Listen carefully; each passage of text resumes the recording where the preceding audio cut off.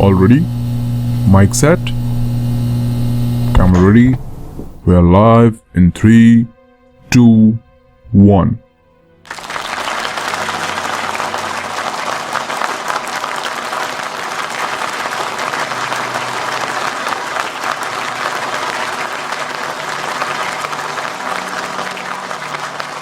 Today we have a very special guest with us, and indeed it is my privilege to having shared the light today with him. I present before you Mr. Aman Kumar. Welcome sir to our show. I would say that definitely it's a great honor sir, having a person like you on the stage sir. It's just a great feeling sir, having you sir. Have a seat sir, have a seat. So, but before we go on with starting all our interview thing, so this is the basic question I would like to ask you to start this session with, and like I wanted this answer for quite a long time. How did you write such a story, sir? Please. I guess that our audience also wants to know this answer, because the story that you have written, like it seems that it has come from some another world, and it seems inconceivable for a person to write such things by his own.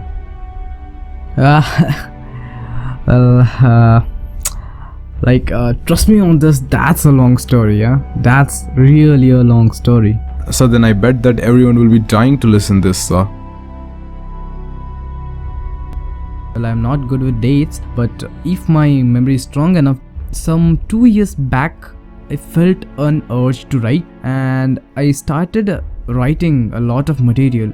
But when finally it came to writing a proper novel, then I fumbled over great ideas, like numerous scripts, a lot of genres I searched, and I finally decided that horror should be the thing that I should write in my debut novel, because there are a lot of horror movies, horror shows, horror documentaries, even a lot of videos out there, even on YouTube and TV shows. But how the world perceives this horror thing is I want to visualize through this novel, and I want to show the world that horror is not what you think it is.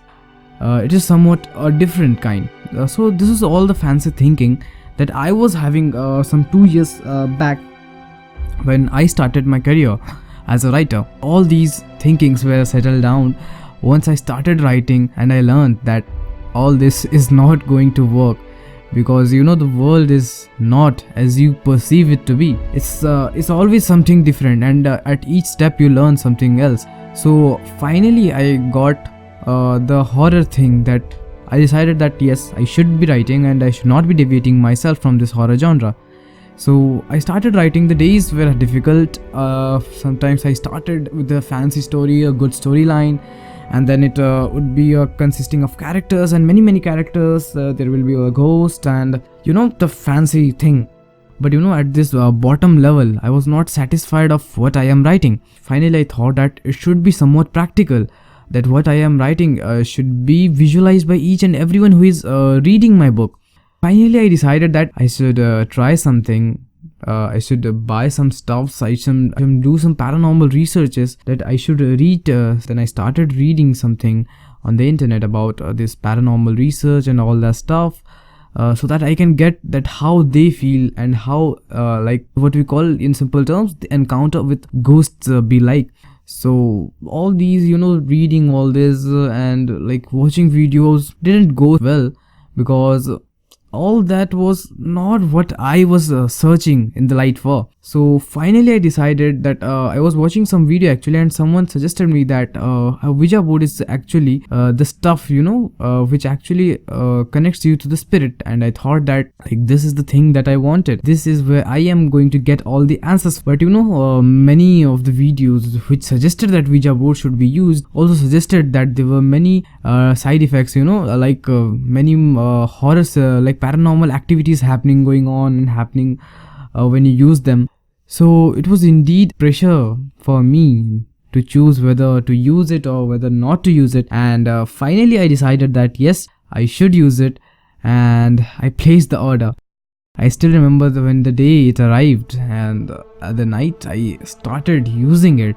I lit all the candles, and it was that moment when it all changed. Well, now listen carefully. This is the part where actually I haven't said in any interview, but this is the part where I want to share with you guys. I started using the Ouija board. I read all the rules carefully, and I put a coin in the middle, and I started moving it, asking us various questions. So the first question that I asked him, obviously it's like, are there any spirits in the room? There are many of failed attempts where I didn't feel anything. After some days it feel like, this thing is not going to work. This is not my game. This is all the waste of my time that I am doing in here. So some 5 to 10 days passed, and suddenly at one night I was reluctantly using it. Then I asked the same question, are there any spirits in the room? And that day I felt that urge, my hand is moving somewhere, and it went to yes.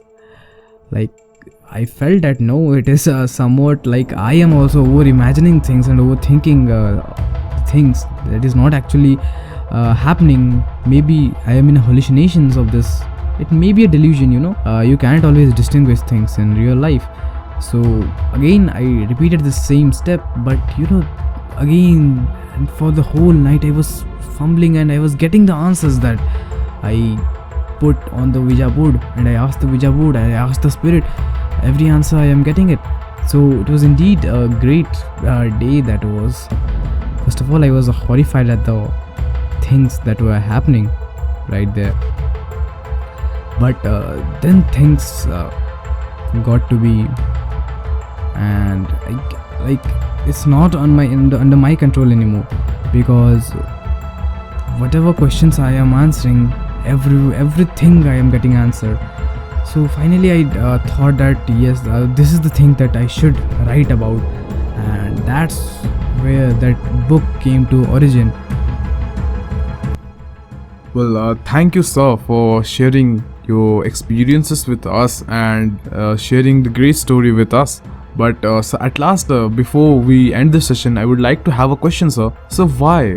So what actually happened with Dave after that? You didn't say it in the novel. You gave it an abrupt ending, sir. So do you plan having any sequels on this, or what's your take on this, sir? This is the part of story I don't want anyone to listen actually, because suddenly that Ouija board disappeared.